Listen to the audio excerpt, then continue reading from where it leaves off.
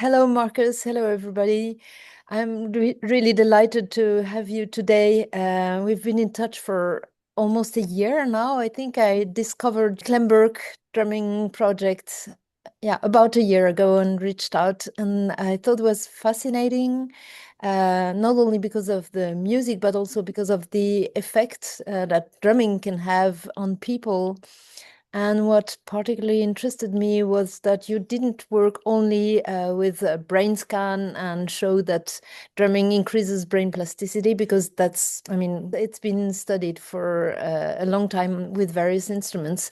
But specifically, you related the drumming practice with behavioral practices in classroom, which was really of great interest for me, and especially in the framework of this seminar, where we are working on social and emotional skills. So thank you very much for agreeing to present in this seminar, and I'm giving you the floor immediately and saying hello to Stephanie. Hello, Stephanie. Hi, Stephanie. That's awesome. Yeah, me and technology is a love-hate relationship. So hopefully I'll be able to navigate my way forward.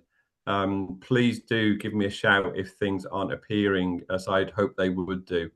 But if you're happy for me to get going, then I'll look to get going. So again, many thanks for offering me the opportunity to come and share perhaps the conversations we've had over the last 12 months about the Clem Burke Drumming Project, what we're trying to achieve with it, what we've done so far, and maybe opportunities for the future.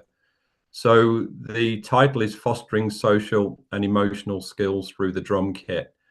And this is almost where we're at with the project of applying our understanding so far of a journey that started back in 1998. You can see under my title that I'm a co-founder of the Clem Burke Drumming Projects, and Professor Steve Draper, who's at Hartpury University, was also a co-founder. And I'll talk a little bit about my relationship with Steve as we work our way through. So Clem Burke is the drummer out of Blondie, for those that don't know, sadly passed away last year. And the whole Clem Burke Drumming Project is about trying to understand the value and meaningfulness of drumming, both for the performer and then perhaps to the wider community. So the journey I want to take us on within this particular session is just how the whole thing got going, and where we're currently at, and maybe opportunities at the end for you to be part of the legacy of Clem moving forwards, because it's always great to collaborate. So I'm based at the University of Chichester, down in England, in the UK. So as I say, for you, those who don't know Clem Burke, please go on to Google or various social media browsers and look up Blondie, look up Clem Burke as a drummer, an incredible player. And again, if nothing else, you'll be thoroughly entertained by watching him play. In the presentation, I've got a number of tasks that I'd like you to contribute to, whether it's in the chat or whether you write it down for the Q&A later on, or make notes on your mobile phone. So there are several opportunities for you to, as I say, share your thoughts, and maybe we'll do that towards the end in the Q&A. So this is where hopefully I want us to go. So I'll talk a little bit about my background, and everybody on the call will have a different starting point, different experiences that really shape the way that we think about the world around us. So I want to talk about this concept of an open mind. I then would like to talk about becoming inquisitive through our observations and where that takes us. Then moving on to sort of innovations about developing a creative mind. So once we've seen something, once we're interested and stimulated by it, what is it that we can do to be creative in that space? Then in terms of where the science comes in, it's trying to perhaps look at more of an analytical way of the world in terms of applying scientific methodology to help us understand our observations. But there's no point having theory if we don't apply it. So in terms of the applications, then how do we develop a practical mind? How do we put into operation those observations and that data that we've collected? And finally, we're always looking to the future. So what opportunities might arise? that everybody can do something that is meaningful to them and the people that they work with. So the Clem Burke Drumming Project sort of sits in the middle of my thinking in terms of the way forwards. But I'll talk a little bit and share my backstory, just so you might understand how we've ended up at this point and the importance of recognizing that we do have a backstory. It does influence the decisions that we make. And hopefully once we open our minds to that, it can take us into some really interesting places. So my background, I came from a sports background. In 1987, I first visited Chichester and did my first degree, and I've never left Chichester. So all of my academic study has taken place at the University of Chichester.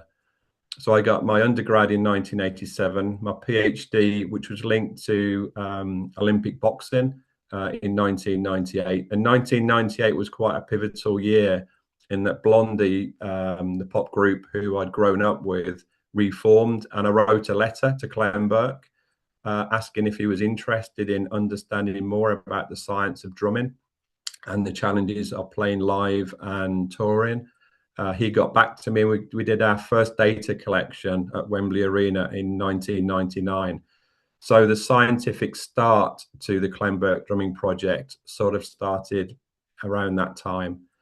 In 2008, the Clem Burke Drumming Project was launched with Professor Steve Draper, who I mentioned earlier, and Steve has played a pivotal role in driving the project forwards.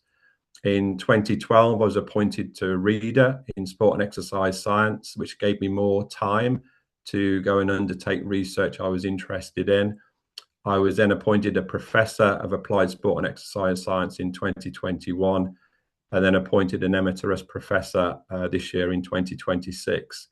So really what the focus of today is about is really looking at drumming, looking at how we've investigated it, how teams around particular projects have been pulled together, and hopefully, as I say, share the approach which you might find helpful with your careers moving forwards, depending where that takes you.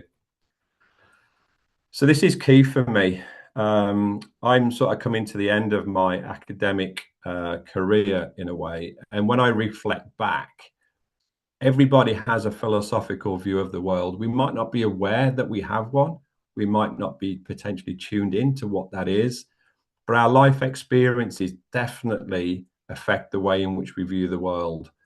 And once we appreciate that, once we realize that, it can then set us up to have some very interesting conversations with either like-minded people or people who might have an opposing view, that you're looking through discussion and debate to have a conversation that increases knowledge.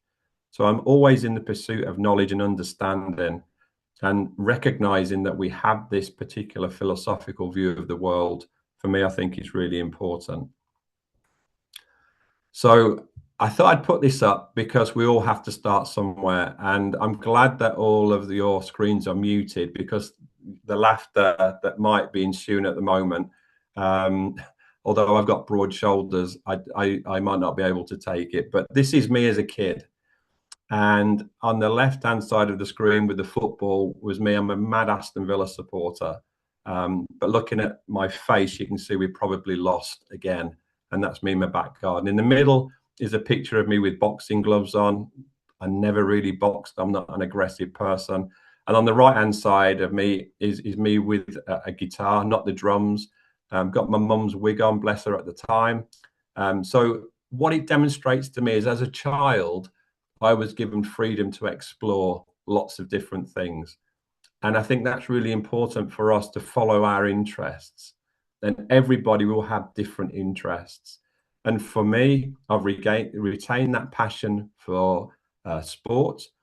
I've had incredible opportunities to work within boxing, and now incredible opportunities to work with music.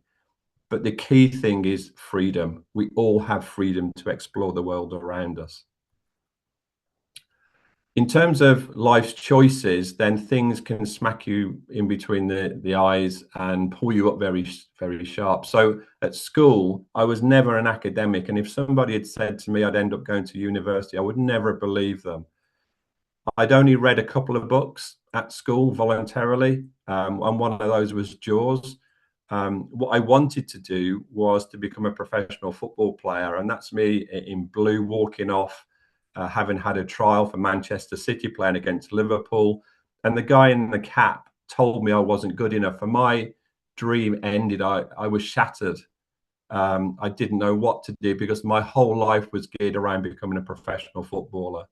I hadn't got really a healthy relationship with education because I'd not seen its value. But what this was a pivotal moment in that I wanted to understand why I wasn't good enough, whether I wasn't physically strong enough, mentally tough enough to make it as a professional footballer. So I got turned on to education. So when one door shuts, another opens. And that's what drew me to Chichester, because they offered a sports studies degree where for me it was a personal journey about understanding my own limitations. So the first task I want you to perhaps consider, and we'll just spend a minute dwelling on this, is for you to make a list of 3 people who inspire you. So they could be family, they could be friends, they could be work colleagues, or it might be people you've never met. It could be someone that you've seen on TV or social media.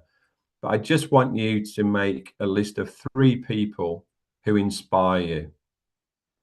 And I'll just pause there for 30 seconds or so.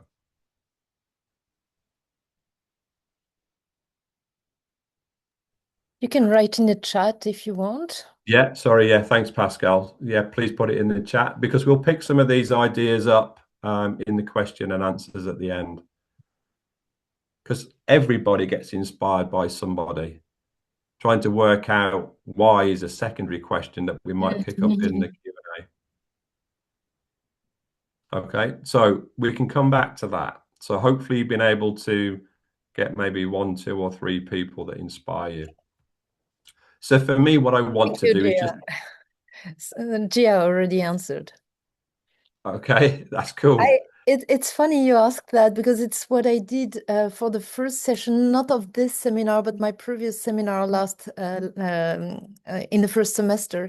And it was a new seminar, and I started by talking about 3 thinkers or people who inspired me, and I linked it with the project. So it's really, really nice to start with that. I can put the names that I put in my seminar last semester. Absolutely. The more we can pop into the chat, the more fruitful the Q&A will be at the end. So even if you don't do it at this moment, then please add it as we go, or make a note that you can contribute later on. And many thanks for those that have already done that. So what I want to do is just to give you an example of how influential these people have been on my journey on how I view the world. So I was really, really fortunate to be mentored in a way by Professor Tudor Hale. For all of my time at Chichester, Tudor was this charismatic, visionary leader that taught me to reach for the blue skies, really, to go for things, to not be fearful of failure. The biggest sort of limitation is never to try at all. So one of the quotes he used to say to me was, always surround yourself with people more intelligent than you. And I didn't really understand what he meant for that for quite a while. And then when I did, I realized how challenging that can be, to be the person who is perhaps most vulnerable within that space, that you're looking around the room and thinking, perhaps, what am I doing here? And often when I go to King's College London, the Department of Neuroimaging, and I look at the clever people, the intelligent people, and I think, what the hell am I doing here? But that philosophy is very, very rewarding, very challenging. And so that definitely shapes the way that I think about how to pull people together around particular projects. Jam Tomorrow was always about doing the hard work today. It's all about doing the hard work that nobody sees, that potentially they may see if you write a paper or you do a presentation or you do something where you share, but you have to do the hard yards.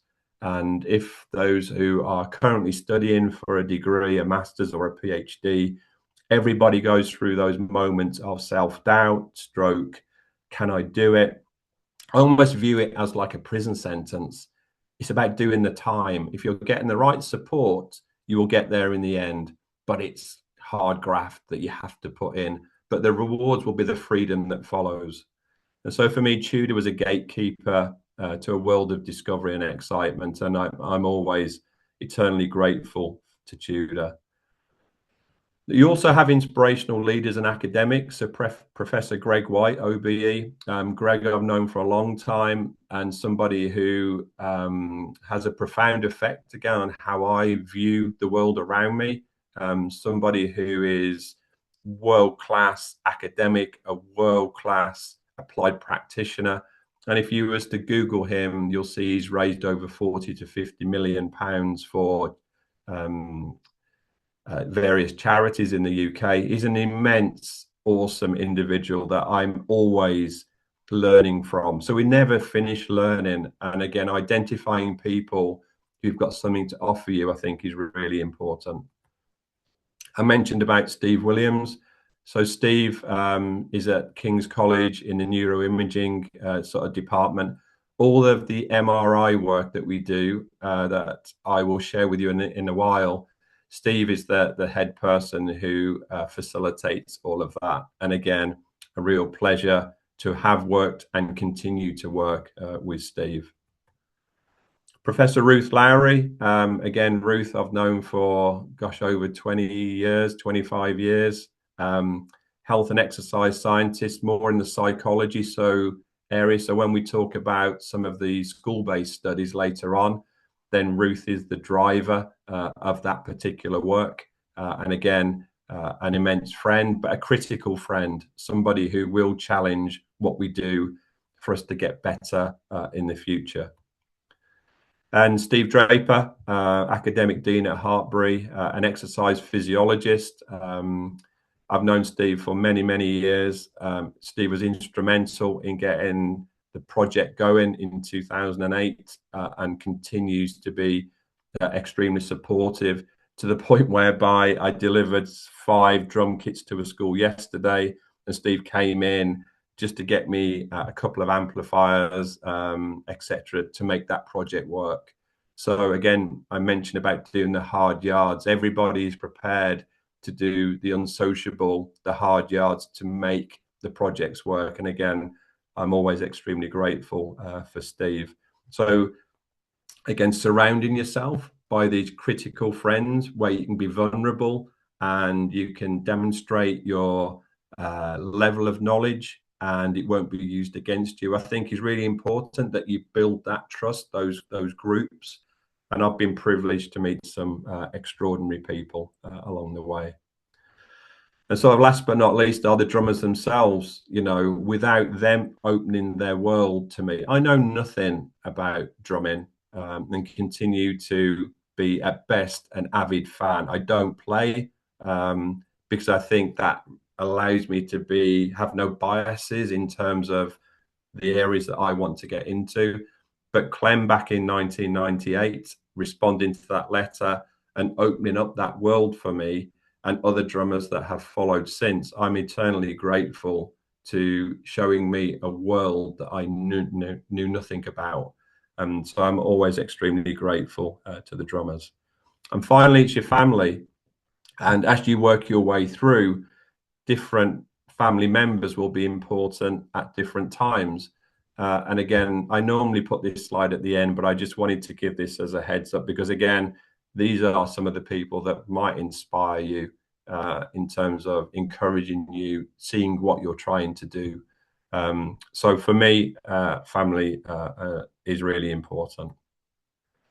So the second task I want you to do is to put into the chat or to scribble down is just who would you want to work with in the future and why?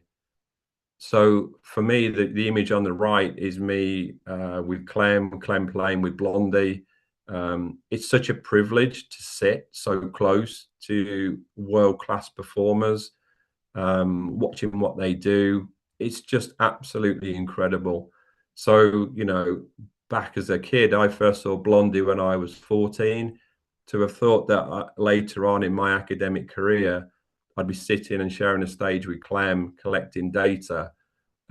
He would have definitely been somebody on my list who I would wanted to have met and worked alongside and collaborated with. So, you know, for me, the question of the task is, who is it that inspires you? Who is it that you'd like to reach out and work to? Because for me, all I did with Clem was to write a letter. You'd probably write a text or an email, given that we're in 2026.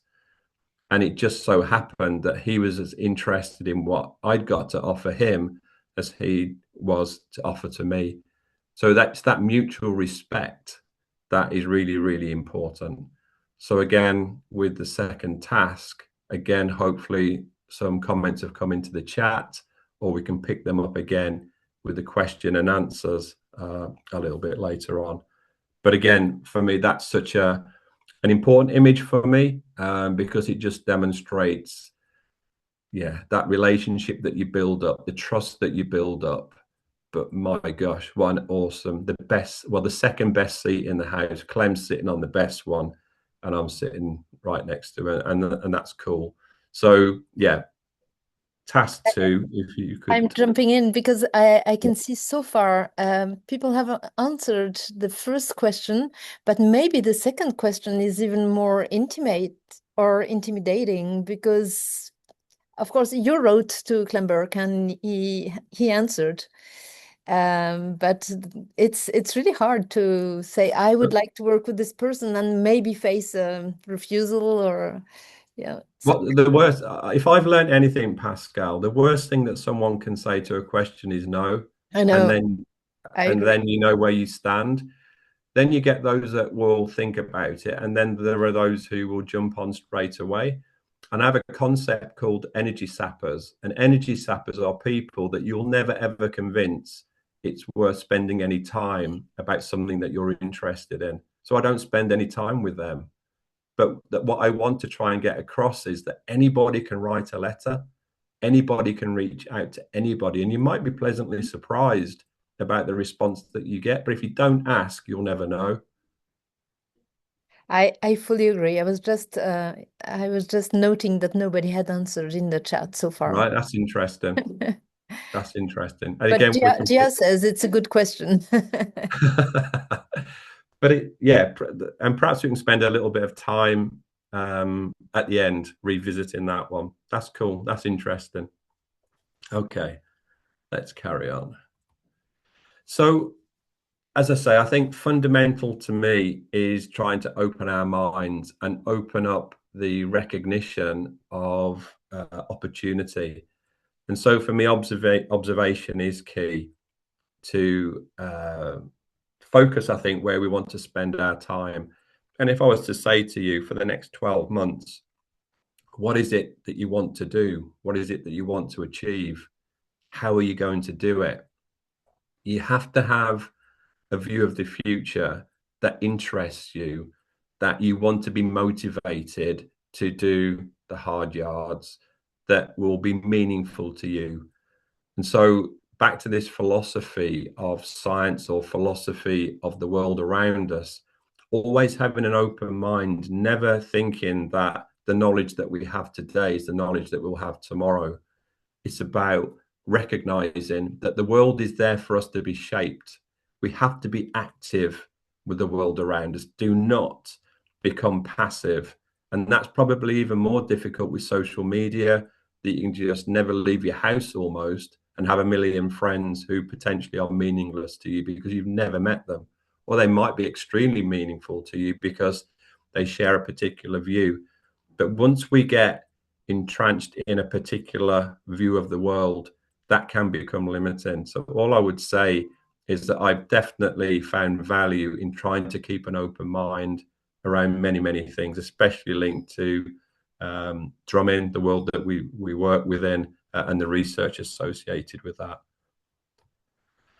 So my next task for you is I'm going to show you an image. And again, I just want you to record what it is that you see. So it'll be really interesting to compare different observations again in the Q&A about what this image represents for you. So I'm going to show it you now, and I'm going to give you a minute or so to take a look at it.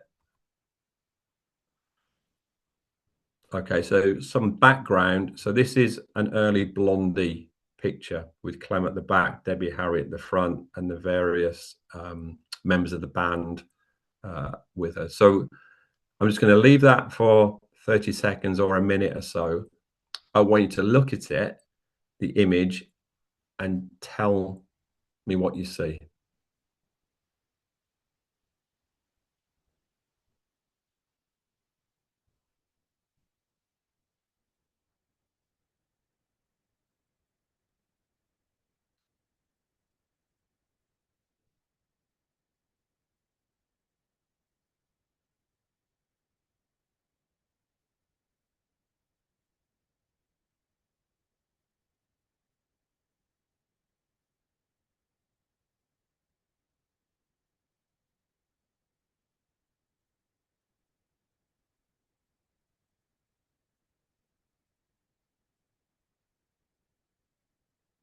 Okay.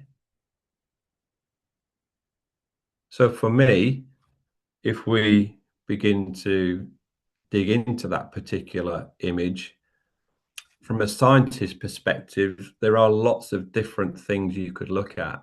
So say, for example, if you're a biomechanist, someone who's interested in joint angles of the body and whatever, it could be the posture that people are potentially demonstrating. So for example, if you look at Clem playing, then typically those sets will last maybe 90 minutes to 2 hours.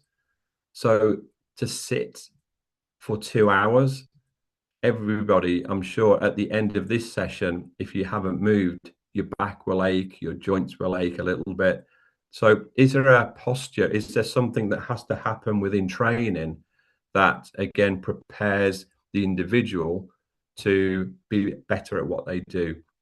Can they be more solid? So posture, biomechanics could be one observation that somebody might have. From an exercise physiology perspective, then it's definitely about the physical demands. So again, if there are any members on the call who have played in a band, you'll recognize that there are different challenges at different times.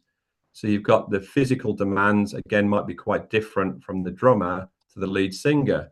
So we did some work with Skunk and Nancy, where we put a heart rate monitor on Mark Richardson, the drummer, and a heart rate monitor on Skin, the lead singer. And Skin typically goes out into the crowd, does crowd surfing, and watching her heart rate response of being chucked around the venue was really insightful compared to what she would typically do just standing up. And in a similar way with Clem, I'll show you some data later on, then looking at Clem's heart rate trace, depending upon the demands of that specific song, can be quite different. So that's a different observation. If you look at the intricacies of the guitar players or Clem playing in terms of motor control, then perhaps that's an area that could be of interest to you. What about anxiety? What about performing live? What about those people who are brilliant in the rehearsal studio, but really crumble under the pressures of performing live? Is that an area of interest for us?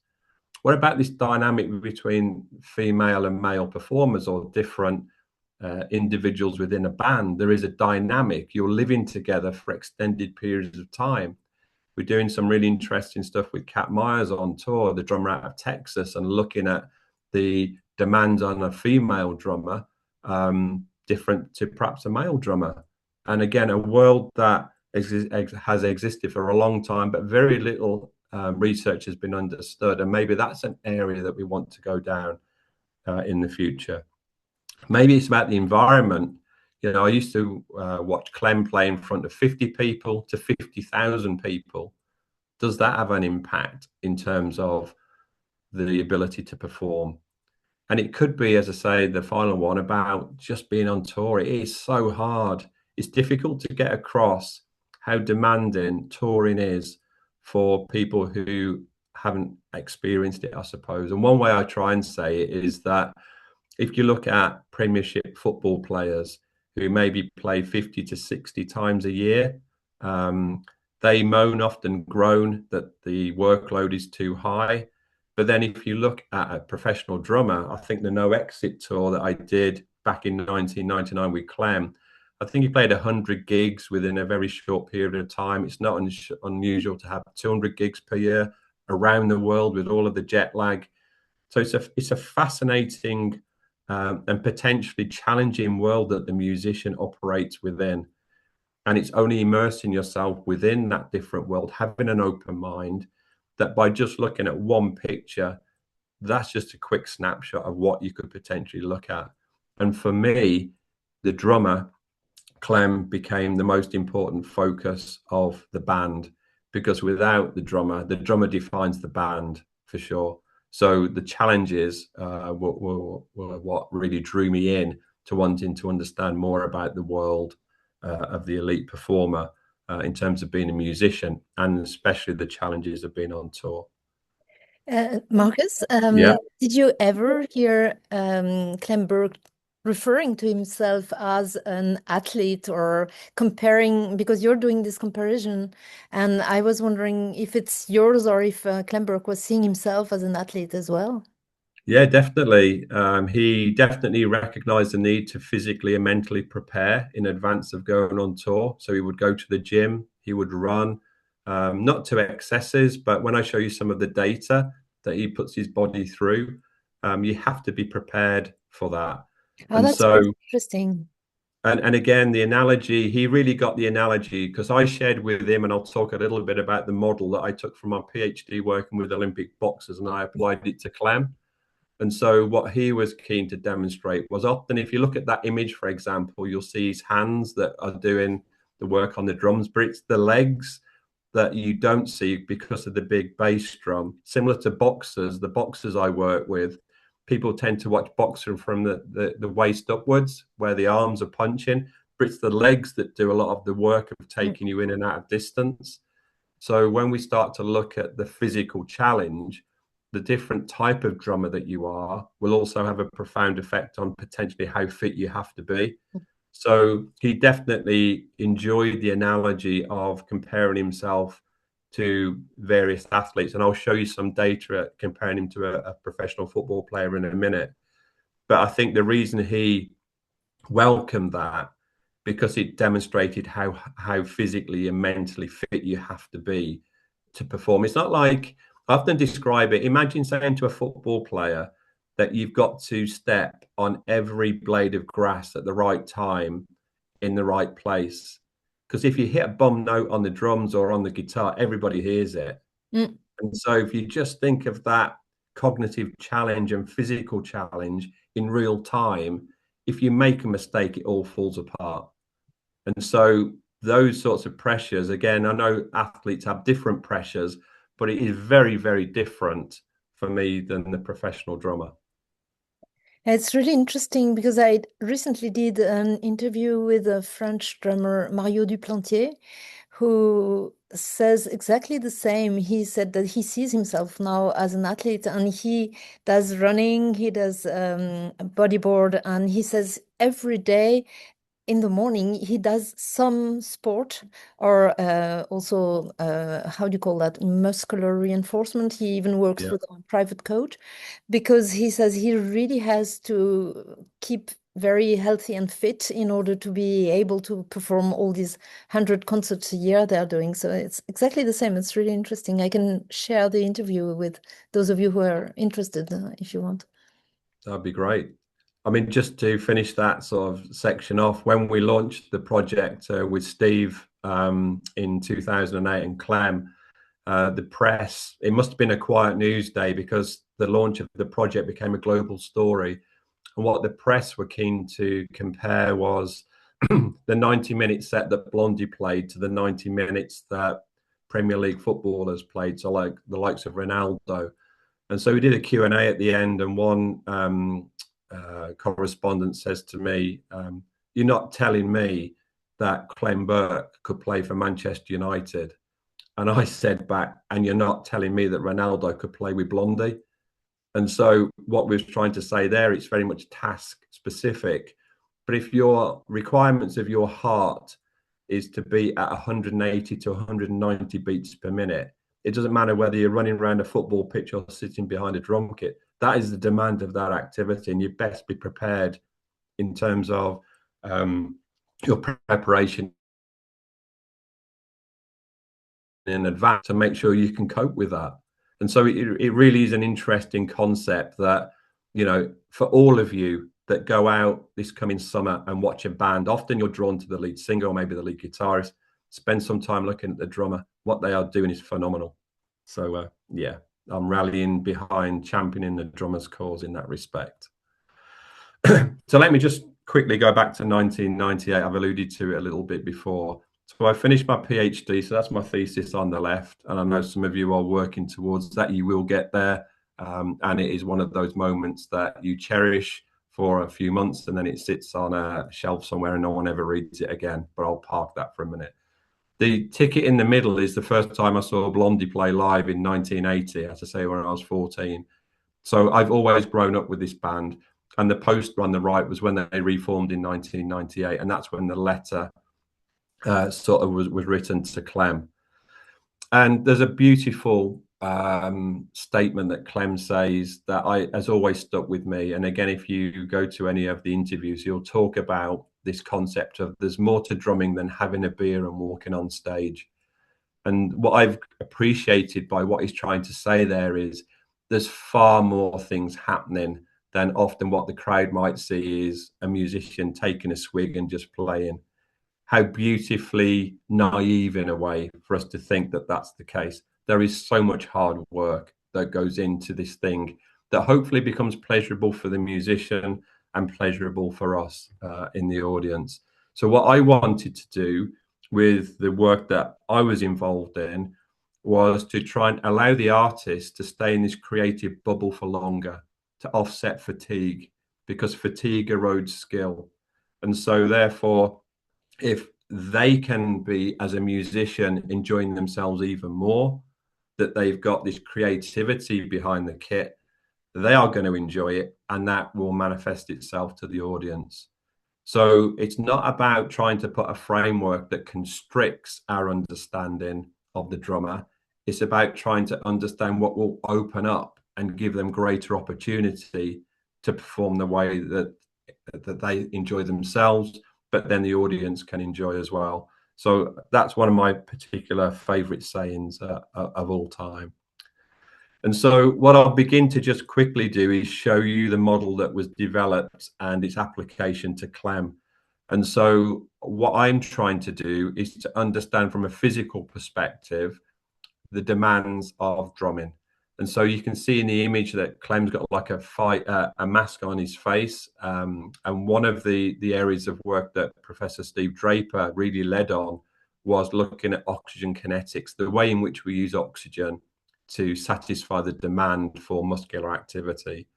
And so the model, I'd done all this with Olympic boxers, and this is the model that's now coming across to the drummer. And I'll touch more about that as we work our way through. So back to that picture, and it's like, so what do you look at? If you've never sat next to a drummer or watched them play, you know, is it the posture? We talked about that a little bit before.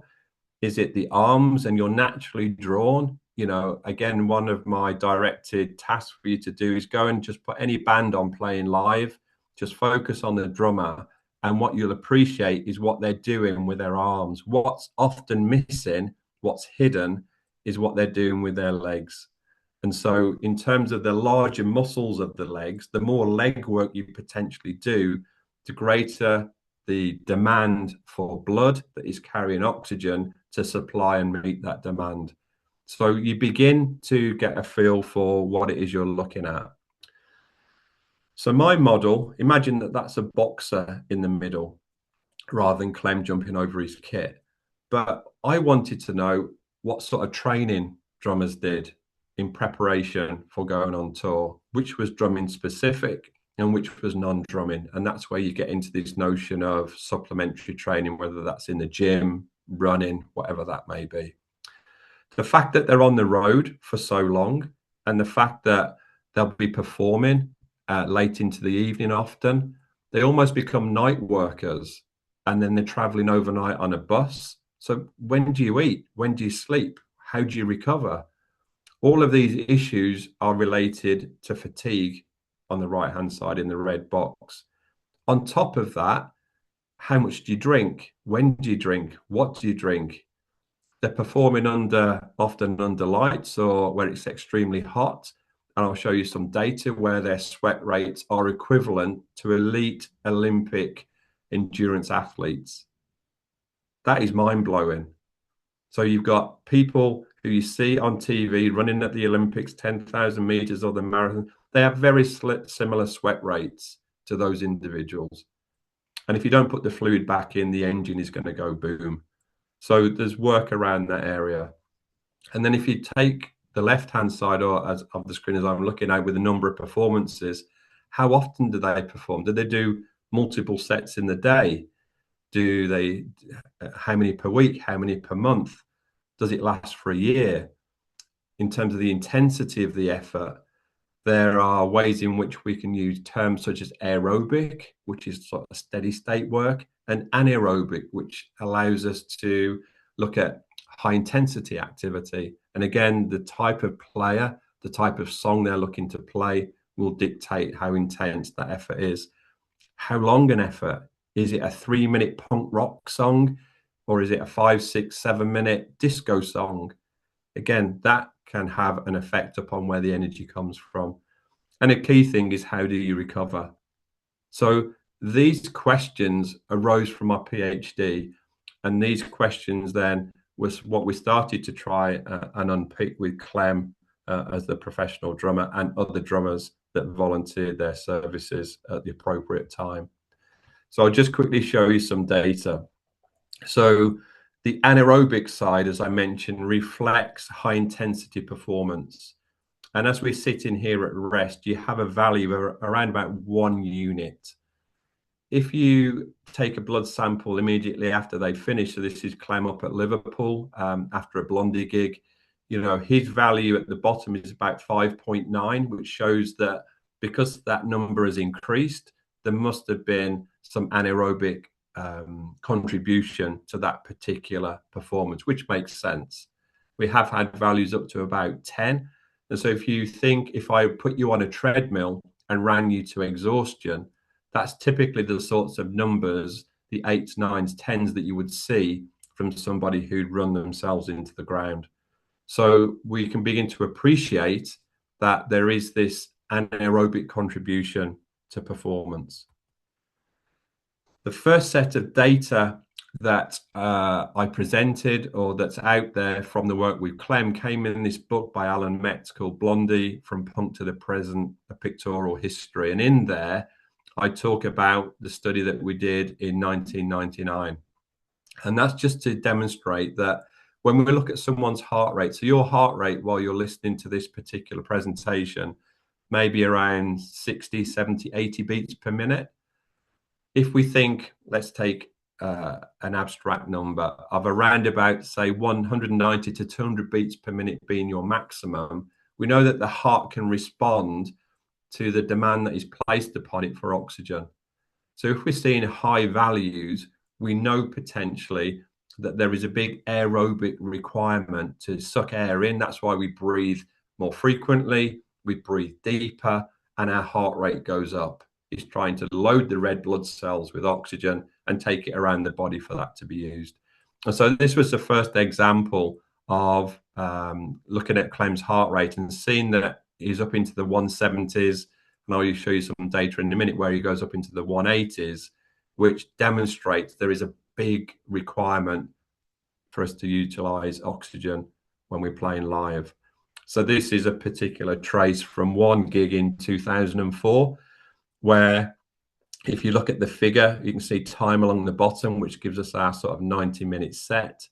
And the red line then denotes heart rate, which is on the left-hand side, the heart rate in response to walking on stage. And then there are particular songs that we've got peak heart rates that reflect how hard Clem was working related to those particular songs. And some of them you might be familiar with: Union City Blue, 191 beats per minute; Heart of Glass, 184. These are big requirements for oxygen. And so that is really, really interesting, because until you collect the data, you've got no idea in terms of the band that someone plays in, the demands of the particular songs that they're asked to play, the order of the songs. It's quite fascinating. We could spend a whole session just analysing that particular slide. But just to show the images on the left-hand side, is the heart rate strap goes around your chest, and it transmits every 5 seconds your heart rate to a watch, a receiver that looks like a digital watch. And we basically download, a bit like a Fitbit or an Apple Watch. You can now get these traces relatively quickly. But for me, as an applied practitioner, it is so useful to understand what's going on in live performance, because what you do in rehearsal is very different than what you potentially do in a live performance. So Clem's heart has to be capable of reaching and sustaining these requirements, because that's what the set demands. And so for me, it's really interesting looking at actual data, collecting the data. And this was the Marcus, comparison. sorry, have you ever collected data from any other drummer than Clem Burke? Yeah, loads. Yeah, lots. Again, a project, Simon Delarue, that Professor Steve Draper, I'll come across that in a minute. We studied about 18 drummers for that particular study. Yeah, we've done lots and lots. And what's of interest is, again, I'll show you another a drummer. It's very much linked to the band, the type of band. Yeah, So I was wondering, I can imagine a jazz band would be very different. It's not the same type of energy or the same type of demand. It's interesting in terms of the perception is that jazz isn't demanding, but I'll show you some evidence again that might, and again, we can pick this up in the Q&A if there are better people. Yeah, sorry, I didn't mean it wasn't demanding. It's very demanding, but not the same type of performance. So. Absolutely not. And thrash metal and all that sort of stuff, all I'm saying is that what the data is demonstrating to us is that there is a physical demand for, in order for you to perform the way that you want to perform, you have to prepare yourself. So just hoping that you're going to do it, you might do it once or partially, but you're doing this 100, 200 times a year. So, something you have to prepare yourself for what's going to come. So you can imagine the conversations Clem was really, really interested in. So how do I train for this? And again, maybe we can pick that up a little bit later on. But the concept is about sitting, watching him play, thinking that looks really demanding to me. How can science provide us some insight into the data, the requirements, and the demand for him, that we can have a meaningful conversation around this slide? And I can say to Clem, look, this is the reason in training why you need to take your heart rate up to 170, 180 beats per minute, because that's what's going to be expected of it to perform when you're sitting behind your kit playing live. So it makes it far more meaningful to Clem about why he would want to gather this data. And that's, again, we did some really interesting stuff with Cat Myers, with Texas, looking at the effect of an audience. An audience, when they did the hometown gig in Glasgow, was very different to an audience in Bournemouth. Just they played the same set, but it was a different adrenaline fueled audience, and so the artists bounce off the crowd often that they're with. So it's just fascinating. As I say, I could spend hours discussing just that one slide, but perhaps we can again pick it up with the Q&A afterwards. So this was the analysis of a Premier League footballer on the top to Clem's heart rate trace that the press sort of ran with back in 2008. And at the top, basically, as you work your way across, you can see a block of activity. In the middle is half time, where the heart rate drops down when they're recovering. And then you can see the response to different sprinting and activities within that particular game of football. And then you look at Clem's, this intermittent nature, relating to the tempo and the demands of each of the songs. So the point that we was trying to make, therefore, is that the drummer has to be prepared in the same way that the elite footballer needs to be prepared, so does the drummer. If you look at the E of Blondie, you'll see that there is a sharp decline in the heart rate response. And I'll give you 10 seconds to write down why you think Clem's heart rate dropped at that particular point. And if, Pascal, you gave out golden awards, anyone who comes up with the right answer, will give them a golden reward at the end of the presentation. So why do you think we see that massive reduction in heart rate during the set? And the answer is guitar solo. So Clem just sits and lets the guitarist have their moment.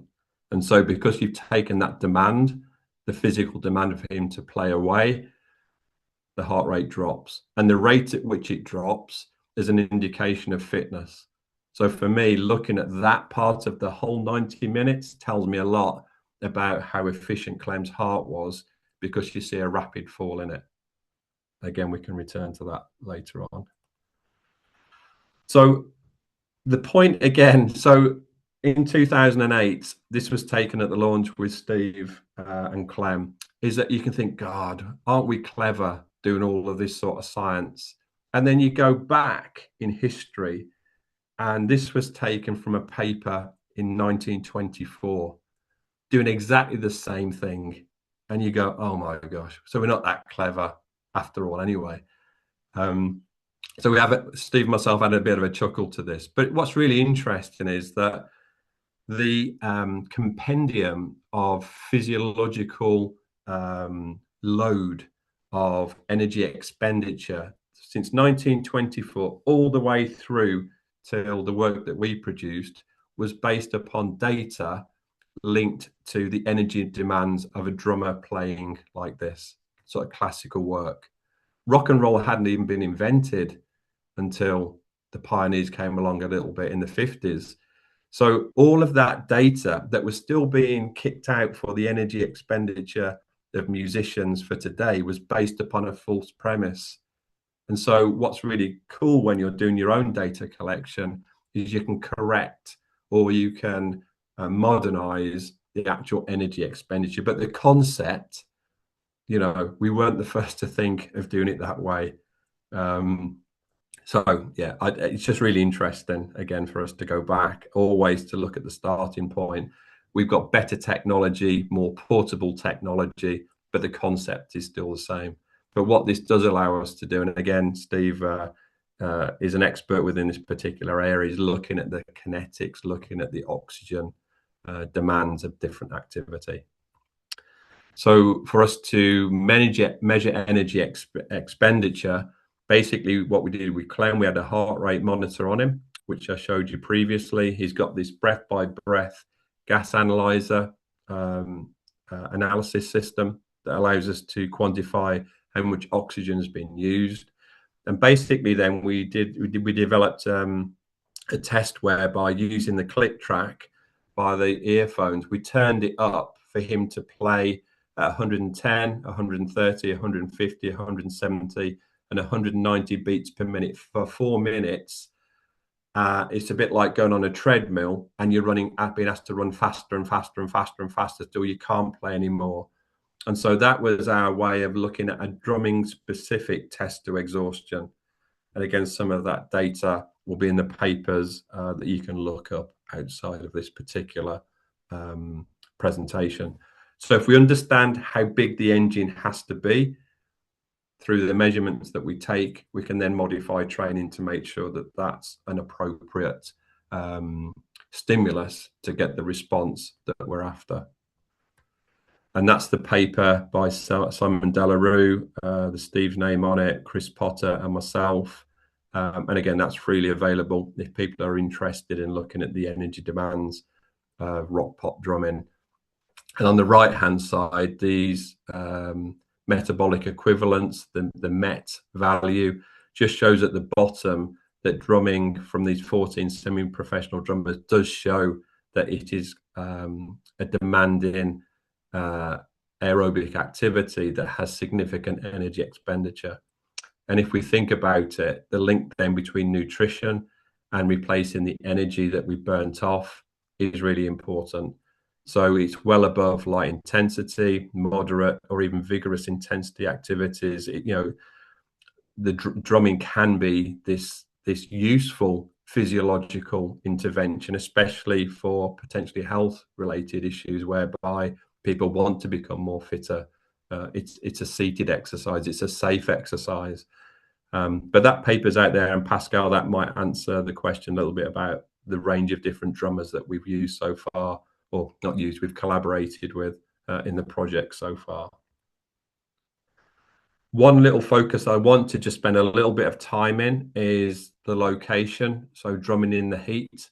So often we know that the drummers perform either indoor venues, so this is Block Party at the Brighton Centre a few years ago, or we can go outdoors where it can be very hot, humid or hot, dry conditions. So we know that the location of the various environments may induce a stress that we need to be aware of. So back, Pascal, to your question about the jazz drummers or drummers previously, Gene Krupa back in 1950, if you look at the jacket that he's wearing, absolutely drenched in sweat. And we know that sweating comes from physical activity, whereby when we're exercising, we increase our heat storage. We generate heat when the muscles contract.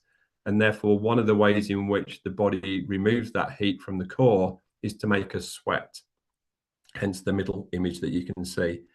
If you see the image of Clem in 2011, again up at Liverpool, you can see him wringing out his T-shirt because it's just sodden with water, with sweat. So we know that the thermal load of drumming, potentially combined with the location, if it's a hot, humid environment, that could be problematic, because if we lose water at a rate that we don't put it back in, then, as I mentioned before, then that's going to cause problems in terms of fatigue. So I'm not going to spend too long unpicking this, other than to say, if we look at the title, it's all about our ability to maintain a core temperature. So as you're sitting here now, listening to this particular session, you've probably got a core temperature around about 37 and a half degrees. If we begin to exercise, that generates heat, and that causes a particular issue. If we look at the red box where it's got air temperature, if we exercise in the heat, we know that we're going to get hotter.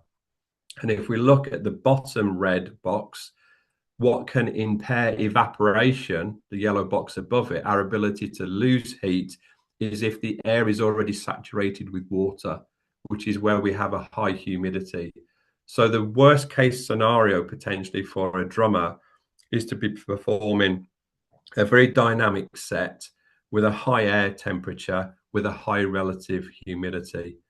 And I'll show you an example whereby the consequences of that can be quite profound. So this is a case study of Jamie Oliver, who at the time was a drummer with a punk rock band, UK Subs. So Jamie's details are there, typical sort of guy. But interestingly, the 100 Club at London is an iconic venue whereby you go down the stairs to the venue. There is no natural airflow. It is a very snug, very hot, very humid environment. And so ideal for us to take this particular measurements. Because we were interested in looking at the internal temperature of the room, we were able to capture that by looking at the temperature and humidity. We were also really interested to look at the core temperature of Jamie. So we got him to swallow a pill which transmitted his core temperature. If you can imagine a big paracetamol size sort of pill, in that pill was a transmitter that once it settled in his stomach, it transmitted how hot he was to a receiver outside of his body. He would naturally get rid of that pill the next time he went to the toilet. We measured his body mass before and after to look at the sweat rate, and we looked at heart rate again every 5 seconds during the gig. So the concert lasted 62 minutes, so just about an hour, 22 songs, The air temperature ranged between 25 to 34 degrees, with relative humidity between 68 to 84%. So we've got a lot of songs, very hot, very humid. And the consequences for that is that when Jamie was playing, the blood that would pass through the brain, which is sort of the middle image, signals to the brain, I'm overheating. It kicks into operation these mechanisms to try and lose heat. One of those is to sweat. And you can see the picture on the right that Jamie is just, again, full of sweat in terms of his body trying to have lost that heat. And if you look at the data at the bottom, within that 1 hour, Jamie's lost 2.6% of his body mass, which is like 2 liters per hour of fluid. So if you think next time you go for a drink, just put 2 liters of fluid in front of you. That's how much he's leaking from the system, if you want to put it that way. And if you would continue to do that quite quickly, your brain would tell you you've got to stop, and fatigue would kick in and the performance would stop. So again, that sort of data collection is really, really interesting for us, because if you then look at his heart rate for that 1 hour, his heart rate averaged 195 beats per minute with a peak of 208 beats per minute. That's just phenomenal in terms of what the heart is having to do to maintain that performance. And what you can also see, unlike Clem's and the footballer's heart rate, there's not much of a reduction in between the songs. And the reason for that is UK Subs, as a punk rock band, there are no guitar solos, there are no interaction with the crowd. It's song after song after song, these 3-minute hits, these 3-minute versions of the songs. There is no time to recover. It's one after the other. There's 22 songs that were played.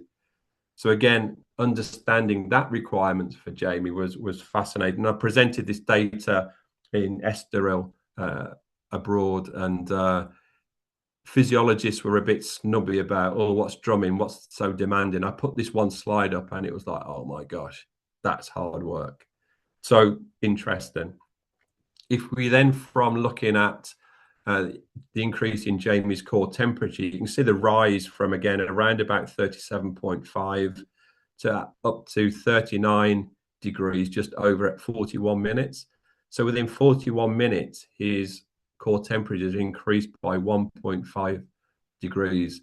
And what that's demonstrating to us is there's an inefficiency of him trying to lose that temperature to the environment. If anything, the environment's almost adding more to that increase in core temperature. And it's not until he started to ingest some water that began to moderate that increase. So again, really, really interesting that if we don't have an intervention that helps us cope with the environment, that's going to be problematic. And so with Mark Richardson, we were able to simulate that in the lab. So we said to Mark, download your Skunk and Nancy playlist. Let's take you into a chamber. Let's set it for an hour at 32 degrees and 69% relative humidity. So we replicated what was happening in the 100 Club. And you can see that at the beginning, Mark's quite perky and happy. During it, there's more of a focus. And at the end, it's absolutely shattered. And what we can see again from the results is a peak heart rate of 183 beats per minute, a really high blood lactate value because of the intensity of some of the Skunk and Nancy songs, and a sweat rate again approaching 2% body weight. So again, if you're not prepared for that, it's going to come at a cost. And again, that's where the science potentially can help out a little bit in allowing the musician to recognize what's coming, what are the threats to performance, and therefore we can do things prior to that to minimize the effect. So just this last part with specifically with the drumming, and then I'll get on to sort of the research side. So touring is a fascinating area for me. I love chatting to drummers about how they survive being on the road. And this is some data we collected with Mark in 2022, just after COVID had sort of finished and bands were getting back on the road.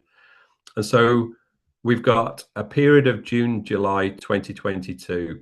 sort of a European tour that Scott went on. And so we've got the months of June and July with the specific dates, and then the destinations. But interestingly, then we have the distance and the number of hours that the band are traveling for. So that first beginning of being 40 hours on a coach to get to the various places. And thereafter, as we move our way down, the number of hours towards the end where you're doing 10 hours, 19 hours. This is the unseen demands, especially when you're on a bus tracking around Europe. Regardless of the challenges of actually playing the gig, you've actually got to survive being on the road. And so again, you wouldn't get professional sports people putting themselves through this.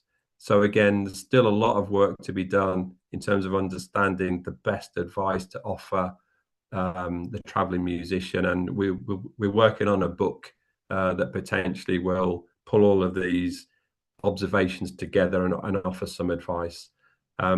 But for me, just looking at that is just so demanding. And, there are others, I'm sure, which are more extreme than this. But, if I was to say to you, you've got to travel for 10 hours or 19 hours and then perform at your best, that's not the ideal prep that you would suggest to somebody. So again, understanding the context before you actually get to sit before the kit is interesting. And again, this is Mark just showing the setup. This is at Southampton in England, in the UK. Again, the blue line denotes the period before the show. Again, a heart rate of around about 55, 60 beats per minute, signifying a fit guy. You then got the gig, you see the ups and downs. And then you have 38 minutes post-recovery. And you can see that it doesn't fall back the line to what it was before the show. And this is still the body looking to recover in terms of the thermal load, etc., removing heat, perhaps having something to eat that keeps that elevated. So again, by understanding the full process allows us to make better decisions, especially with refueling and putting fluid back into the system. And so because we know with Mark, he could lose up to 2% of his body weight, this is where science potentially does have a role to play. So fluid replacement within sport, it's a multi-billion-dollar industry. Most of us potentially might have tried a sports drink at some point. What this image is trying to say is that we collected data with Mark. We demonstrated with Mark that if you don't put fluid back in the system, fatigue will ensue and potentially you might collapse at the kit. And so we can see at the beginning of the show, Mark's preparing all of his fluids with electrolytes and other energy. So he's making his own drinks up that are bespoke to him. During the gig itself, he's recognizing he's got to replace that fluid. And importantly, at the end, he knows what to drink during those first half an hour or so before the meet and greet all arrives with management and fans and all the rest of that. There are things he has to do or is advised to do that will help him recover quicker. And we've learned those. It's not simply water. What does he put in the drinks? I want a recipe. So within that are electrolytes like sodium and potassium. So when we sweat, if you've ever sweated and let it dry and then you lick your lips, sometimes you get a salty taste. Then that's the electrolytes that are being lost in the water as well. So when we sweat, it's not just water that goes, it's electrolytes as well. So again, sports drinks, if you pick up any sports drink and look at the labeling, you'll see that they'll have sodium and potassium in that particular mix, because if you add those in, it helps the body retain the fluid quicker than water alone.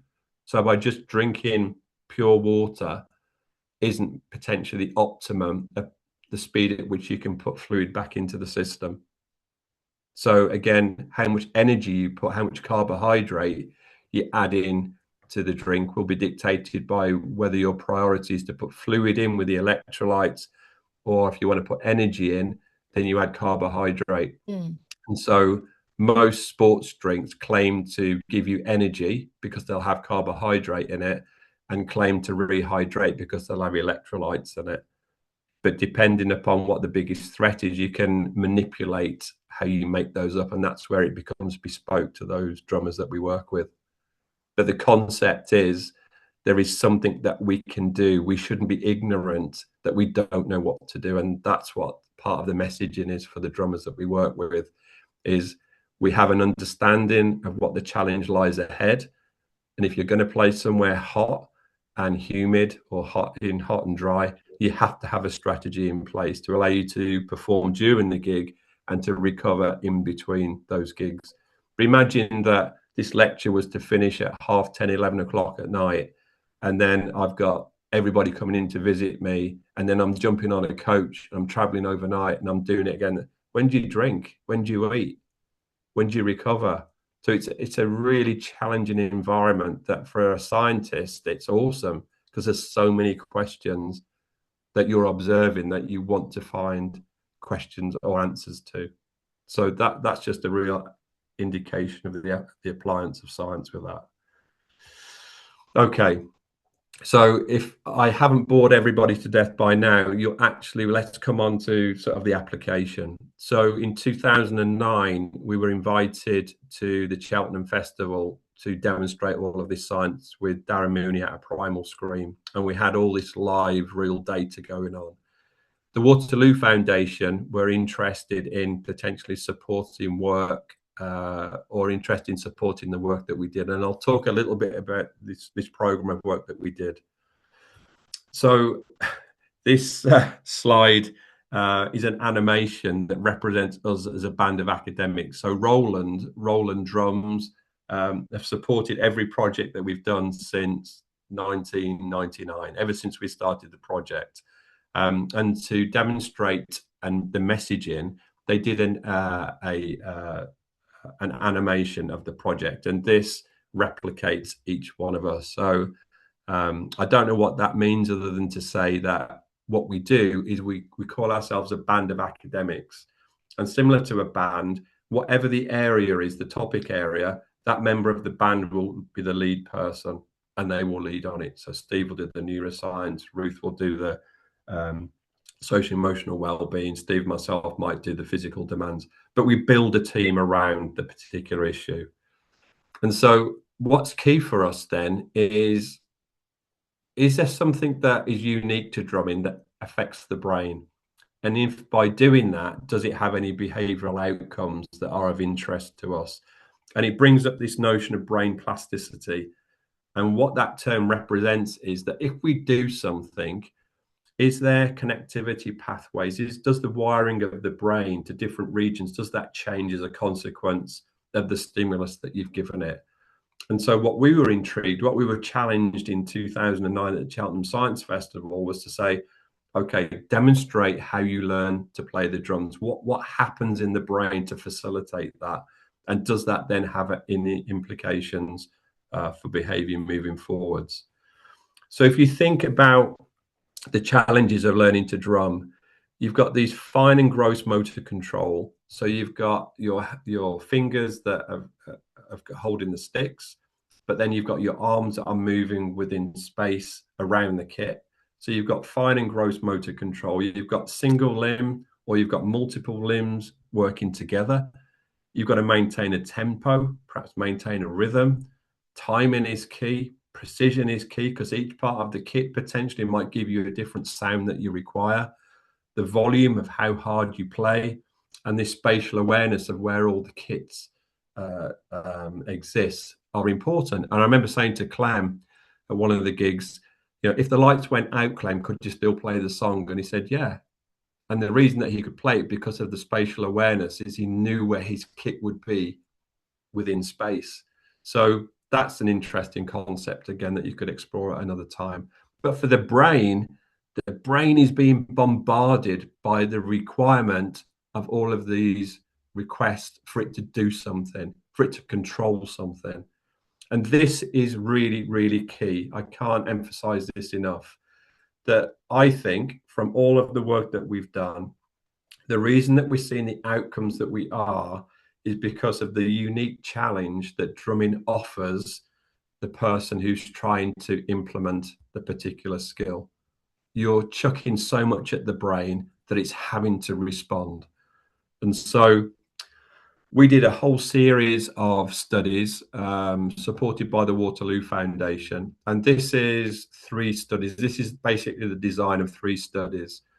So the participants were linked to the particular research question. So the first phase of funding that we got was, can you demonstrate in neurotypical individuals that when you learn to drum, connectivity pathways in the brain change? So that was the question. We then recruited typically 16 to 18-year-olds, male and female. They performed 6 to 8 weeks of drum intuition, 2 to 3 lessons a week, half an hour per session on an electronic drum kit. So we scanned them before. So that's someone going into the scanner, scan 1. And then we scanned them afterwards, scan 2, post-intervention, and compared the photographs, the images from the MRI scanner. And what we discovered, or we found out, the key findings was the cerebellum, this part of the brain, which is a key part. There were changes in the cerebellum, and the pathways within the brain also changed. So we were, for the first time, seeing the impact of learning to drum on brain connectivity regions and brain connectivity pathways. And so that was really exciting for us. And we presented that data within prestigious neuroscience reports, the first one in 2017, highlighting the changes that had taken place. Motor learning induces plasticity in the resting brain, drumming up a connection. So that was the first study that we did. We then did a second study in 2020, again, focusing on these connectivity pathways within the brain. And the last paper that we did in 2022, the PNAS paper on the right-hand side, we started to, because of the areas of the brain that were being affected by the drumming, that was linked to potentially behavior change and linked to autism.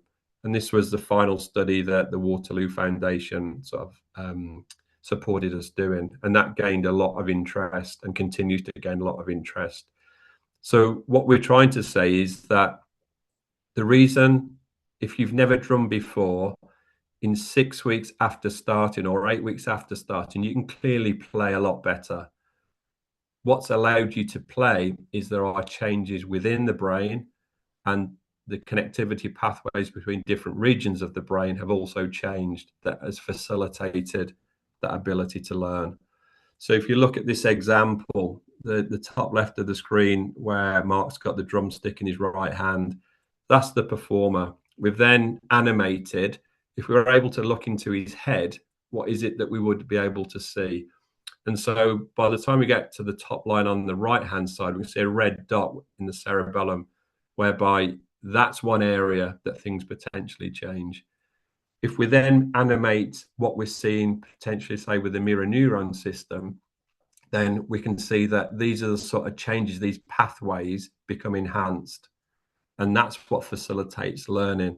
And so that's why we get better at what we do. And so what we're seeing from the MRI work is that there are these structural changes within the brain and between different brain regions. And that's really, really important. Because ultimately, if we were to try and plot connectivity pathways within the brain, this is the messaging, this is the brain, this is an animation of how the networks particularly work. And if on this super highway, we can get things either faster or more efficient, less effort, whatever terminology we want to use, the MRI work has demonstrated that drumming is a potent stimulus for change within the brain. And that allows us not only to understand how we learn to play, but potentially when we take that into an applied setting, may help explain why we see changes potentially in communication between peers, for example. And that's really exciting. Yeah, Marcus, the question that we discussed before the seminar and that you say always comes up just came up. Do you want to read it, Ella? So, hello, thank you first of all for your presentation. So my question was, does the high level of brain-body synchronization required for drummers shows a better connection leading to better neural efficiency than other instrument players? Yeah, that's a great question. And all I would say is that possibly would be my answer, in as much as we haven't done the work specific to those different instruments. And so I would never say that drumming is the only activity, musical instrument that gives us the outcomes that we've seen. I go back to what's unique about drumming, and it is all of those. So let's say if someone was to say, can you get the same with a guitar? Then potentially there isn't the same degree of synchronization of the lower legs, for argument's sake, in terms of playing the guitar that the drums would have. So then let's take it to the piano, where you might have your feet on the pedals at the bottom. Is that similar? You could argue perhaps more so, because there is a requirement for the feet to work in sync with the hands. But because of the spatial awareness of how the range of the limbs, especially with the arms about going around the kit, I really struggle to think of any other activity that stimulates the brain to have to perform the way that it is required to do so to complete that particular task. Maybe So dance more yeah, than absolutely. organ. You have to move your feet in different. But again, they're not restricted by tempo or volume or these other True. aspects of what the brain has to control. So there are definitely various. I'm not sure whether you've heard of the sort of musical Stomp, where Yeah, of Stomp course, are yeah. like. Yeah, So they're amazing. they're probably very similar, in terms of a different activity that has that coordination of all of those different things. But the uniqueness for me of drumming is exactly within that question of, I would say, possibly, and there's lots of data out there comparing musicians, general musicians, to the normal population that shows that the brains are slightly different. Again, that information is out there. The reason that I get excited and am such an advocate of the drum kit is because the brain is just bombarded with different requirements that I don't think all other instruments potentially require of it. If that answers the question. Yeah, perfect. Thank you. Okay. So this is where we're at the moment, is now taking this 6-week drumming program into schools. And so the first project we did was in 2010. And this work, again, was published in 2019. And basically what we did was we took that 6-week, 2 to 3 times a week model into a school. We took some qualitative data collection before and after. And our observations and the findings of that were, first of all, the kids loved it. They had great fun. And every project that we do has to be driven by fun. You want the kids to come back and want to keep playing the instrument. So we never see this. I never use the word therapy or anything like that with the work that we do. Other people may or may not use that. Ours is all about having fun, and you mask the medicine in a way by having fun. We've found high levels of concentration with the pupils. We found that they really got into it in terms of stamping their feet and playing the kit. The rolling kits give you an awesome sound. Pupils were willing to follow instruction, willing to make mistakes. So the willingness, we created an environment where they could be vulnerable, which I think is key. So the presentation of this is really important. And the real evidence of non-verbal communication, as well as smiling and chatting and whatever. So there were the communication between peers. So typically you have one drum tutor and 4 pupils in a semicircle being instructed at the same time. And when we first went into the schools, they were saying, "Oh, this will never work. It's going to be too loud. The kids won't want it." They loved it. And so that was a real eye-opener to us, that what we were doing, at the end of the day, the pupils wanted to do it. And I've had a number of sort of standout moments in my sort of life. One was definitely walking behind the British flag at the Olympic Games in Seoul as part of the Great Britain boxing support staff. That was walking out, 80,000 people, opening ceremony. The other was listening to this group of individuals playing "I Feel Good" by James Brown. it was just a hair standing up moment on the back of your neck of watching these kids having so much fun with each other and for themselves, and teachers and everyone just dancing around and performing. So again, we think we can create an environment whereby the pupils will get something from it across many different levels. And for us, it's getting better at the data collection that allows us to articulate the story.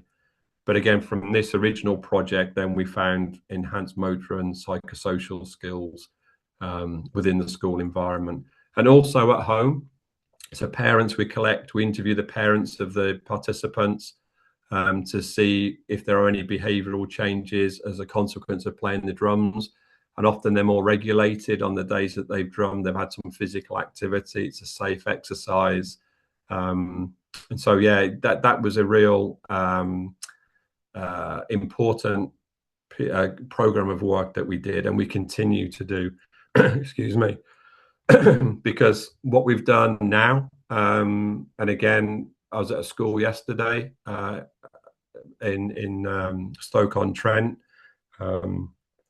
in the middle of England, that we're going into SEND schools, excuse me, special educational needs and disability schools, and we've ran a number of projects already with these individuals. Remember, we talked a little bit about the link to the MRI potentially to autism. And so we're focusing on working with individuals who are autistic. And again, we've ran 4 studies. We've got 3 more starting next Monday. Again, with a similar design of 6 weeks, twice a week. And again, the reports, the findings that we've found so far is definitely a significant improvement in pro-social behaviour. So their behaviour is modified from playing the drums. Again, their ability to follow verbal instruction, ability to follow visual demonstration, and communication with their peers and other adults as well. So we had one example from the previous project where we had a selective mute individual that was introduced to the kit, and gradually over time, the kit opened that kid up to, he started rapping while he was playing. And his relationship then with the teachers and with other pupils dramatically changed, just because we provided a safe space where he could be vulnerable, but through his engagement with the drum kit, opened up other areas to him in terms of communication. And that was just awesome seeing that. That's just one example. But overall, then individuals become more confident, they become more tolerant, more regulated, more communicative, less anxious. And you just see this happening when you're sitting in the room with these individuals, all of this happening over time. And so the legacy of the Clem Burke Drumming Project is to roll these programs out, collect more data for us to get better at what we do, so that when we offer these programs to individuals to come and have fun, underpinning all of that are opportunities for them to develop in other areas that allows them to prosper in the school, but also out of school in terms of navigating that world around them. And I started off with this philosophical view of the world and where you want to spend your time. And for me, with the research time that I've got left, this is so meaningful to me to provide opportunities for individuals to do something that not only do they enjoy in the moment, but helps them potentially navigate their way forward outside of the school environment. The final bit, before we open up sort of a Q&A, is that being able to share the message in terms of what we're trying to do is really, really important. And so often, because of the science that we've done and the places that we presented the work in, so Afi and Gear, who's on the call, supported us doing the Manchester Science Festival, which I'll let them speak for them, is full on. You know, the appetite for the community, for individuals to want to learn more about the project is just incredible. So we know that we have something that is of interest and have value. And so what something like the BBC Children in Need Drumathon did was offer us a platform to share that information. And basically what it was for Owain Wynne Evans, who was a BBC correspondent, his challenge was to drum for 24 hours. And the BBC on their main platforms went live because it's their charity, and therefore we got that exposure. But they also, on the red button, streamed it live for the whole 24 hours. So we were on sort of TV for 24 hours, just drumming, talking about drumming, having guests coming. Clem was in from, they beamed him in from LA to talk about the project and stuff like that. A phenomenal occasion, but an opportunity for us to share what we'd found so far. And so what set out during COVID, when Owain first filmed himself playing the drums, the top left-hand side, and he shared that with a few friends, thinking that's as far as it would go. It went online, and I think 7 million people viewed it. And it was like, oh my gosh, what's happened? But that was pricked the interest of BBC to think there could be something in this. And the image below is Owain during the 24 hours. But when we talked about potential threats to performance, then this is Owain's heart rate for the whole 24 hours. So we measured his heart rate for the whole 24 hours. And you can see in the center, there's a big bang moment with a peak heart rate of 159 beats per minute. That was when he played live on the BBC One at around about 5 to 7. And that's where most people are watching. That's where most money gets donated at that time. So us as physiologists, because he had to last for 24 hours, we had to control the tempo in which he played. If he'd played like he did for the big bang moment, he would never have lasted the 24 hours. So by being able to moderate the performance because of the potential threats in terms of fatigue, then we let him loose when he wanted to let him loose. So you can see right at the end, at the 24 hours, we let him loose again to enjoy the moment. But there is that degree of controlling the effort so that you don't become fatigued too soon. And so again, it's nice to have the science. We measured his urine output to look at fluid balance, and anything in that blue box demonstrated that Owain was well hydrated. So again, you could see on those 4 occasions, we knew that he was drinking enough. And again, that potentially was one of those threats to performance. And, you know, at the end of it, we raised £4 million for BBC Children in Need. So at no point did I ever envisage that writing the letter to Clem Burke as a fan would lead you to do things like this. But just by having an open mind, then it's incredible where your journey may take you. And so just to finish off, this is where I think we're currently at. And this is where potentially I think there's an opportunity for other people to come on board and collaborate with the Clem Burke Drumming Project and Clem's legacy.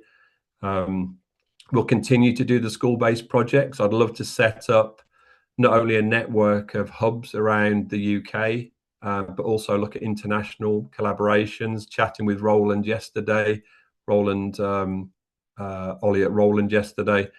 There's talks about us potentially going out to America to get some projects running there, also out to Japan to do some projects there. So that would be really cool to have an international. It'd be great to come to France, Pascal. We've talked for 12 months about trying to make it happen. We will make it happen. We will. And perhaps there are people on the call that may help us deliver that first one that we do. So that's really exciting to me. Brain trauma. Again, we're fascinated by recovery from road traffic accidents or military or things where the brain has had a trauma. Could drumming, because of its potent stimulus to the brain, that's an area we'd love to get into that work. Community-based projects, the schools that we're looking to establish these hubs are great during the hours of school, during term time. But what an incredible resource that we could offer potentially to the communities, for the community to engage in drumming, and maybe focus on the parents and grandparents and getting them involved as well. That would be cool. The aging brain, again, Steve Draper had managed to get ethics for us to do our first studies looking at dementia, and then COVID struck. All the nursing homes got shut down, so we couldn't do that. So we'd love to revisit looking at the aging brain, how we can slow down the decline, maybe with Alzheimer's, dementia, yeah, that'd be a fascinating program of work to do. Again, because drumming's non-medicated, it's just physical performance with the mental health and well-being. Post-COVID, people are really struggling of all ages, so it'd be really cool to get that happening. And then new ideas. You know, the beauty of collaboration is that people come in with different observations, different philosophies, different views of the world. And as a consequence of that, the project will only go from strength to strength. So, you know, this has just been a whistle-stop tour of, in the last hour and a half or so, of something that began a long, long time ago. But it's at such a pivotal point that there are great opportunities for us to, as I say, honour Clem's legacy and be a part of that moving forwards.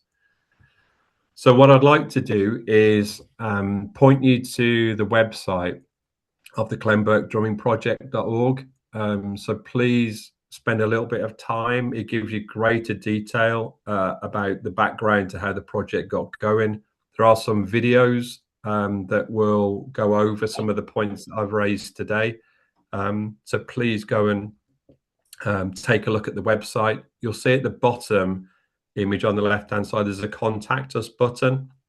So if you wanted to reach out and ask any questions either today or in the coming days or weeks, I manage that website, so I'll be the one that will probably respond back to you about anything that maybe you don't ask today, but upon reflection, you would like an answer to something, and we'll, if we can do that as a team, we will. Or even just a willingness to want to go on the files to say, should an opportunity arise to run a project, please can you contact me? So this is just the start of a conversation. And as I say, hopefully over a coffee or a tea or whatever is your preference, you'll reflect upon the fact that we can all shape our own journey moving forwards. All we've chosen to do with this program of work is to put the drum kit at the center of that.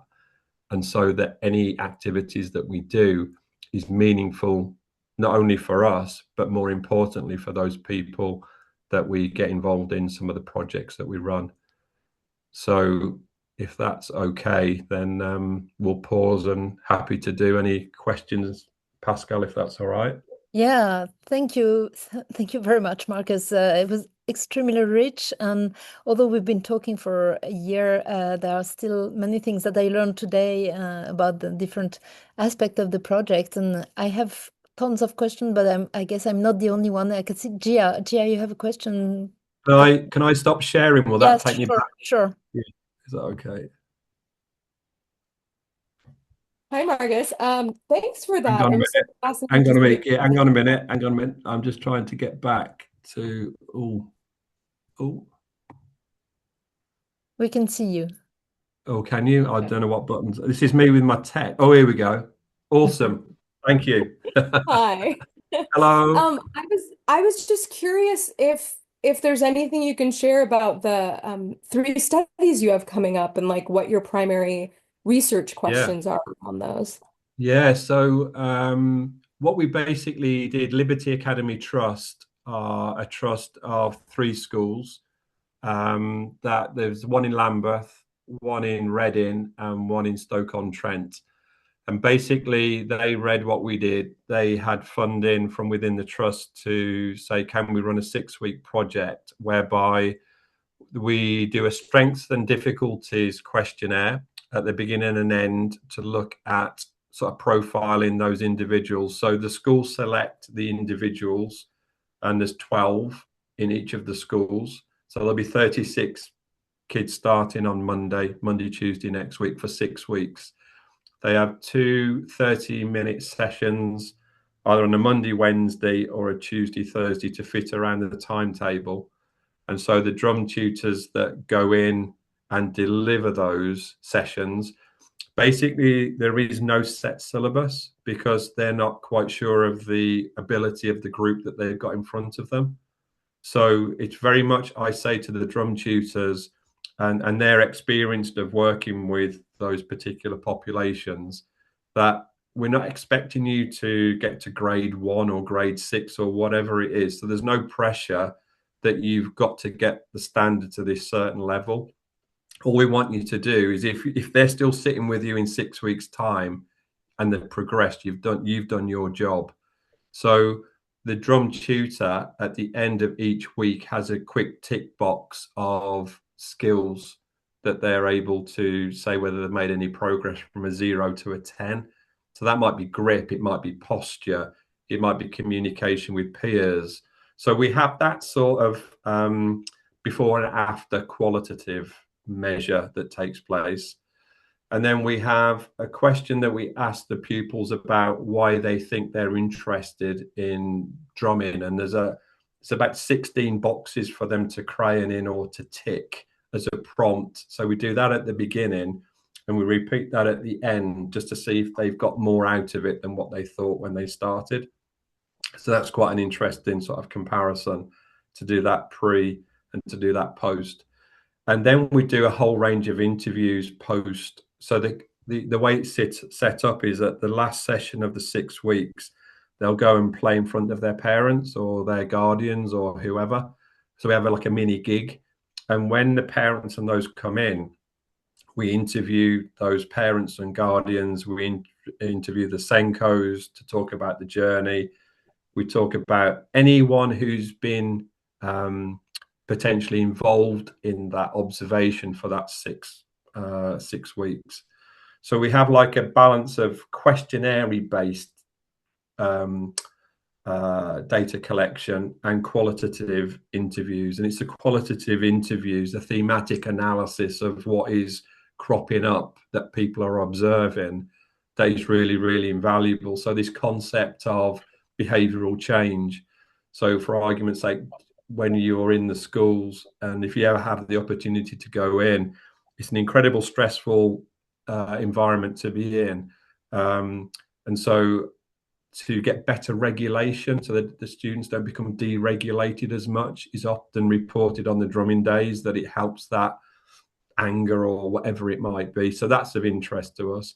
But also the parents share that as well. So on the drumming days, they're calmer. When they go home, there's less stress. So there appears to be this beautiful narrative of from scanner to classroom to home, that there appears to be something on the drumming days that carries itself forward. So we're intrigued to understand more about that. But the basic design, as I say, is the money has come up from the school, from the Academy Trust. They see the benefits. So the Reading one will have its 3rd project. Vanguard in Lambeth will have its 2nd. And I was at Church Lawton yesterday taking the kits up for them to have their 1st. And it's just, when you sit in the room, you saw it at Manchester. You don't have to like sell it per se. It's just being able to create this environment where people can be vulnerable. And it's challenging the expectations, I think, who like the Senkos, that it'll never work. It's going to be too loud. They're never going to. It's amazing what can happen if you provide the opportunity.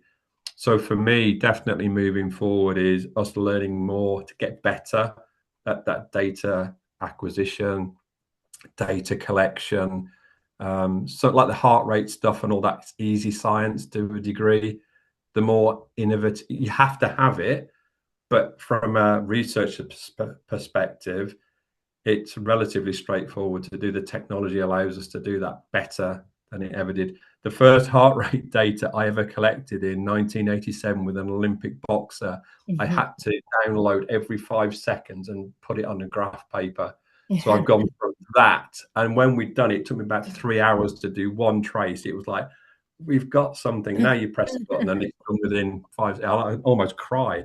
So I think as scientists and as musicians and as people who want to potentially work within that space, is how can we get better at asking better questions, collecting data in a better sort of way that gives us more insight into that.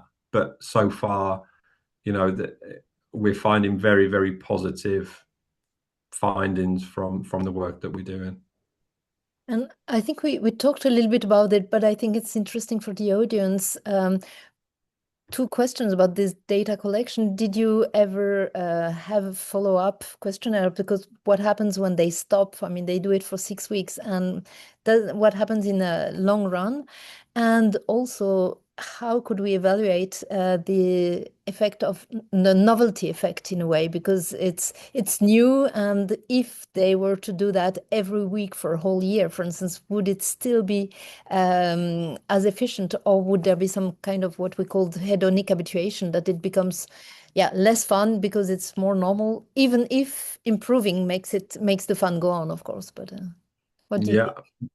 Great questions, and if people give us the funding, we'll do the work. Yeah.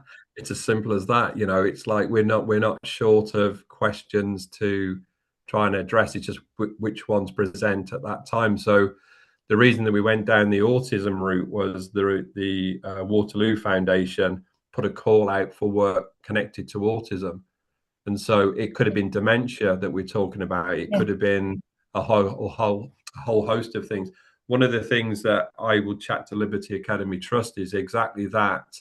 So instead of the next round of funding, for argument's sake, say we get 36 children starting next week across the 3 projects. They have their break.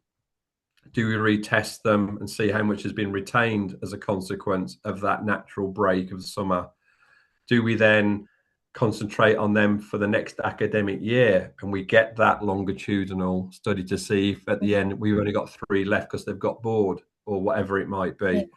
So within the trust and within those 3 schools, I think it gives us the opportunity to say, instead of getting a new group of people, we know that potentially works. Shall we just follow this cohort through for the next year and see what that looks like? So yeah, we're not short of questions, and it's a great one to ask, but until we do the work, we won't know. No. Yeah. Are there any other questions? No. Just Yeah, a Stephanie? question. Just So- back to those tasks as well. Sorry, Stephanie, if you've got a question, please ask. Vas-y, Stéphanie, go ahead. Okay. Yeah, thank you. Well, thanks so much. There was so many different areas of interest. I don't know where to start, but I have a question about the study you published with autistic children and neuroplasticity. I was wondering whether you had observed the same pattern of neuroplasticity in those children. To the neurotypical group. Right. Yeah, so there were some, but there were some differences as well. So again, if you look at the paper, the design were the same. The scan, I think, was the same. So most of it was the same. But again, the outcome, I think, was slightly different. So within that cohort, you definitely saw connectivity changes, and you definitely saw brain regions that were activated as a consequence of that. But again, it was a slightly different profile to the first study that we did. Mm-hmm. And so I'm not sure if it was for that group that you mentioned behavioral modifications as well. Yeah, so again, that sort of is part of that narrative about so we're observing things that clearly happen in the classroom, and we're observing something that clearly happens in the scanner as a potential. And so the question that we're still trying to link together is it like, because this happens, we get this? What I think we can say is that we clearly see at the end of the 6 weeks that those individuals can physically play better. So learning has taken place, and we can explain that with the MRI work. At the end of the 6 weeks, then what that allows us to do is to collect these behavioral changes or these other measurements outside of the scanner. And it would appear to be that the scanner stuff might explain why you're able to play better. And the intervention based upon the 6 weeks was a similar design. There are definitely behavioral changes that are viewed as positive as a consequence of that. And so how far you want to hang your flag to the mast and say it's a causal relationship, then potentially I might not go as far as that, other than I can say that we've definitely seen these changes that explain why potentially we're seeing the learning. And we definitely see these pro-social sort of other attributes of human life improve as a consequence of this intervention. You've got like these two areas of groups of findings in a way that report that there is some benefit that might explain how we learn, and then the other bit is the consequences of what that learning means within that school environment, if that makes sense. Yeah, which is what I found really interesting, because there are many studies of neuroplasticity, and it's quite I don't want to say classical, but well, that I said it. Most of the time you can relate the neuroplastic pattern you get to a behavioral learning process. And here you measure a different outcome, which I found very interesting. And then I know Pascal asked the question already, but when you change neuroplasticity, if you stop practicing the activity that led to that change in functional connectivity or even structural changes, after 2 or 3 months, you're going back to the previous even structural level of functioning. And I was wondering whether the behavioral outcomes would persist even though the neuroplasticity was back to baseline, but I don't. You're saying you don't have data yet to. That's such a great question. That's such a great question, in as much as we don't know. So the original design was based upon a juggling paper that we'd read about how you learn to juggle, and in that juggling paper, it was again this hand-eye coordination and how long, and I think they had a retention period in their design. We just didn't have the money to do that last. We wanted to do it, but we just didn't have the ability to have the funds to do it. But it's definitely, and I think what would be interesting with that, it's a bit like riding a bike, isn't it? You might not have ridden a bike for quite a while, but you soon jump on and you get going again, and it all comes back. So whether there is this sort of storage of information that, in terms of your capacity to have to relearn that or not, the key thing is, like, can you still retain it with reduced connectivity in a way? Have you built something up within the brain that just quickly switches it on? It's a beautiful question. I don't know the answer to it, but I know that one of the next projects that we want to do with, maybe we go back to Waterloo and we have a look at that particular question. But it's something that, you know, it's just resources again, in terms of allowing us to do that design.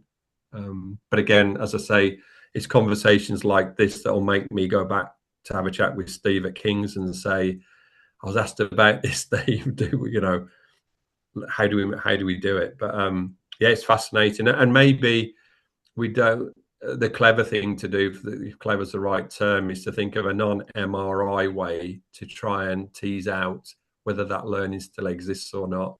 And it may be just like riding the bike, and you just demonstrate. The thing we won't know is whether the connectivity pathways are still intact or not. So yeah, absolutely. I think that the structural change, it's interesting per se, but it wouldn't tell you much about the functional connectivity, right? So once you've got established that you change learning, you've done it. So you don't probably don't need to show that it's going to shrink back to the baseline. What you want to see, definitely. I mean, what we all would like to see is whether you get sustained behavioral and modifications, and how do those relate to different patterns of connectivity, I guess. And the other questions, the other questions we get asked is about the dose response. You know, are all these done in 4 weeks? You know, do you get more if you did it for 10 weeks? The beauty of the 6 weeks is it fits into a half term for us. So for practical reasons, we've got this 6-week model. So it's always that logistics, isn't it, in terms of access to participants and all the rest of it. But that's what I hope today would demonstrate, is that as researchers, as people interested in doing this sort of work, there are a number of constraints or a number of points to consider before you come up with that research question. Yeah, exactly.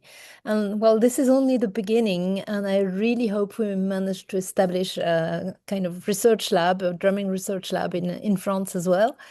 And we'll definitely keep in touch, Marcus. I'm really grateful for you to make the time to present all these results and also suggest new avenues, because what you talked about maybe working with old age and elderly people is also a very important path.